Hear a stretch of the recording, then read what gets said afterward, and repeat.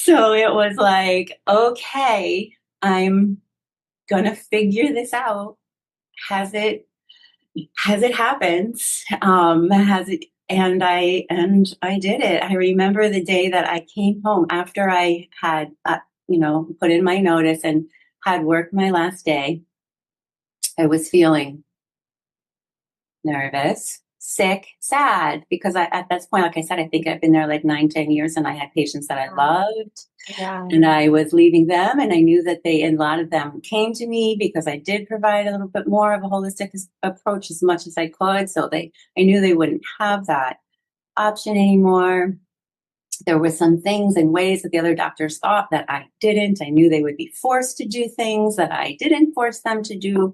And I did have a lot of grief and sadness around that. But at the same time, I knew, that it was my path. But I remember coming home, and my daughters at this time, I want to say, were in like middle school and high school, and they had made all these signs. Like when I first walked in the door, and there was like, "Congratulations! Like you did it!" And no more Jared. That was the gentleman I had a hard time with working with, and like all this stuff. It was so funny, and it was so like it was just so heartwarming that like I didn't even think about in my moments of fear. I thought about being concerned about being able to support my daughters going out on my own, but I didn't think about the beauty of role modeling for them, of following Yeah. your heart and your passion and what you knew was right. So that Yes. helped me land in of like, okay, I can do this, and I get to do this, and I have to do this. Yes.